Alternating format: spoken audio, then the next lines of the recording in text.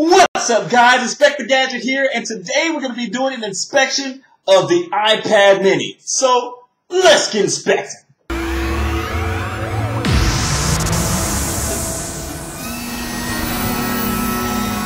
Okay, so the first thing you notice when you open up your iPad mini is the hardware design is simple and typical Apple, and although rather unremarkable, the aluminum backing and contoured frame contribute nicely to its svelte appearance.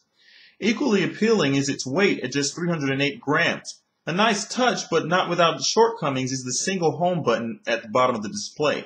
Now, the iPad mini, at least design-wise, lives up to Apple's reputation for creating premium devices branded with Apple's logo and namesake toward the bottom here.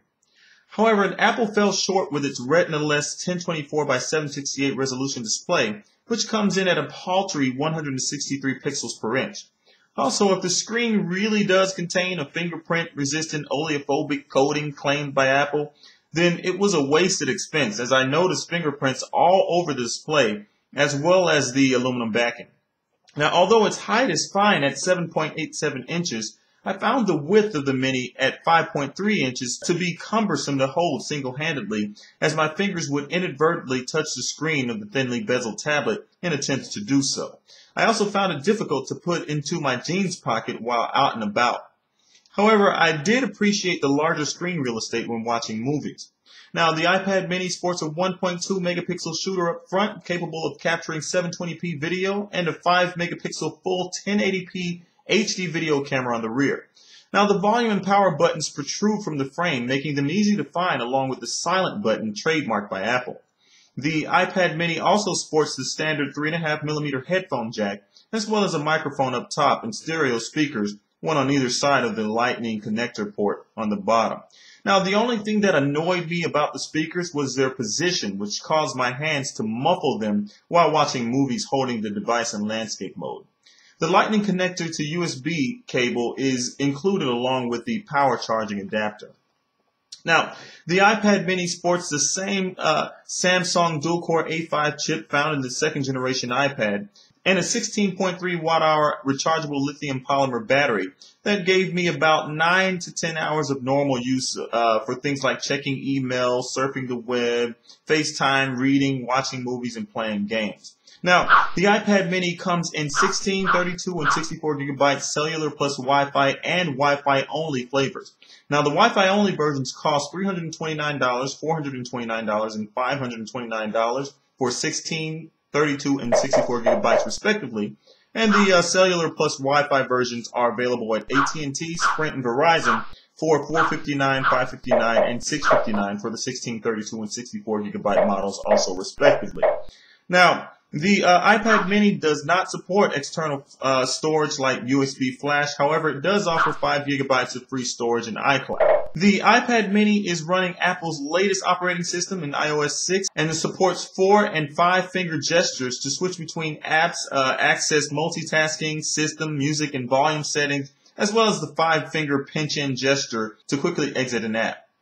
I found these gestures rather awkward, however, after using Android's latest Jelly Bean OS, which makes accessing and using similar features a lot simpler and intuitive overall. For the most part, iOS is uneventful, yet snappy and practical on the iPad mini, barring some minor annoyances. For example, I absolutely hate the fact that the keyboard only shows its letters in a capitalized state, which can be a pain when typing alphanumeric passwords or just typing in general.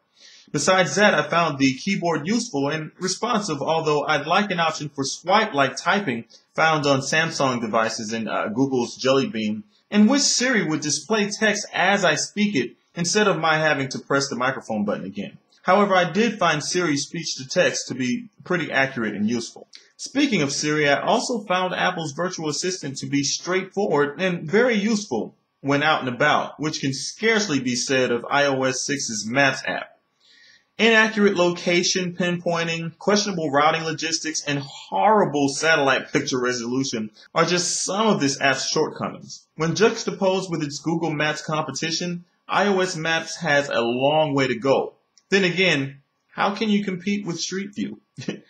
Now, the email app was functional with the two-pane design that we're accustomed to seeing on tablet computers, and the Safari mobile web browser performed as well as expected, loading pages fast and the software tracked my finger tightly while scrolling and zooming. iTunes worked well, and music, audio books, and movies streamed well as well on the iPad mini. The Facetime camera performed as it should, and the iSight camera was good, although I contend that if you're going to put a rear camera in a tablet, you may as well, at the very least, make its megapixels on par with what's found in many of today's smartphones.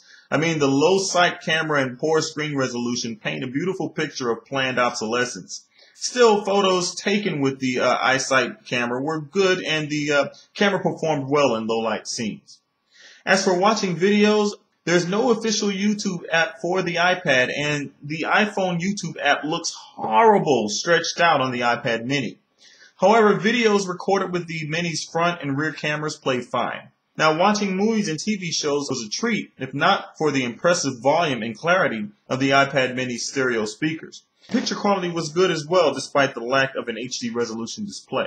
Now, one disappointment in iOS 6 was its lack of a pre-installed book app. Now, I had to download Ibooks from the App Store, which was a navigational headache, as the search icon is not always displayed depending on the section of the App Store you're in and how you got there. Now, once located and downloaded, I found iBooks to be on par with Amazon's book reading app native to the Kindle Fire HD, sans X-Ray, but still trailing behind the utility of Google's book app found in its Play Store. Sadly, it's here where the 163 ppi screen resolution rears its ugly head in the form of visible pixels at optimal viewing distance. The same was noticed viewing icons and reading text in any of the mini's apps, and although there were some cool animations in the Popular Mechanics magazine I got from the newsstand, I was a little disappointed not to find a text view option for reading it. Games like Shadowgun Dead Zone were great, although for some odd reason, finding a multiplayer game took forever compared to playing the game on other devices around the same time. This is probably a programming issue to be taken up with the developers, as I've seen other iPad owners complain about this issue.